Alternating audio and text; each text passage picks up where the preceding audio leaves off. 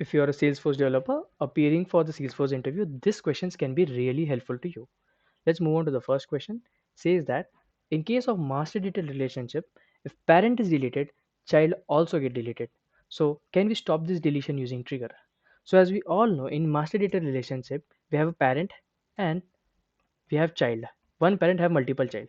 Now if you are going to build this relationship using master detail, what it's going to do is if parent is deleted, child will also get deleted. Now the question is, basically there's an operation, right? We are deleting the record. Now can we use a trigger to stop this deletion? Okay, can we use the trigger to stop this particular deletion? Now the answer to this question is we cannot stop it. Okay, if there is any kind of cascade operation, so like if this is a cascade operation, right? If parent is deleted, child is also deleted. Standard cascade operation, like if there is a parent is updated, child is also updated. In such kind of cascade operation, usually you cannot use trigger. Okay, so this is a cascade operation. As this is a cascade operation, you cannot use trigger. Trigger does not execute itself. So as trigger does not execute, how can you use the trigger to stop the deletion? So that's the reason why you cannot use trigger to stop the deletion in this scenario. Let's move on to the next question. That is how to handle the errors inside the batch class as per as the new Salesforce release. Now this is the interview question that has been recently asked to me in an interview, because when they asked me this question, I said that database.stateful, I can use database.stateful interface, and then I can create the list, or rather I can create a variable to capture all the error messages. But they said that okay, this is one of the way to store the error messages. What if I want to throw an exception itself? Okay, what if I want to throw an exception? If as soon as I find an error, throw an exception itself. Now I had read the document, that's why I was saved. Now you can also use the same thing.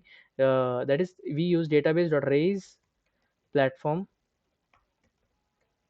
events. So this is another interface that has been introduced recently inside the database.batchable, or the batch classes, which can be used in order to throw an exception at the runtime. So using the inside the batch class itself, you can use this database.raise platform events in order to throw an error message.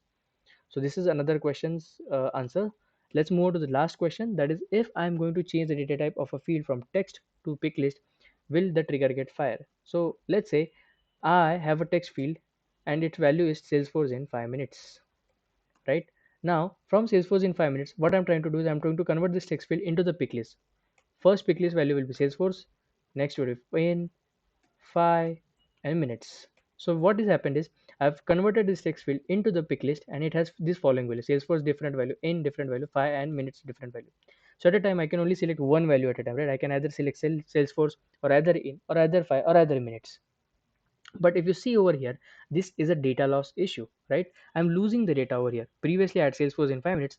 Right now I just have Salesforce. But let's forget about that. Right now what is going to happen? Let's say I have hundreds of records with certain value, Salesforce in 5 minutes value. Now they are going to get updated. If I'm going to select Salesforce, let's say I'm going to select Salesforce in this pick list, what it's going to happen is the all this existing record will also get updated. Their value will change from Salesforce in 5 minutes to Salesforce only. So as they will get updated, can we use trigger? Okay, will the trigger get fired? The question is, will the trigger get fired in this scenario? So the answer over here is no. The trigger does not get fired. If you are going to change the data type of particular field in certain scenarios, even if there is an update to the records, the triggers do not get fired. So this was all about the interview questions that I've discussed in the previous shot. If you found this video helpful, I request you to please like this video and subscribe to my channel.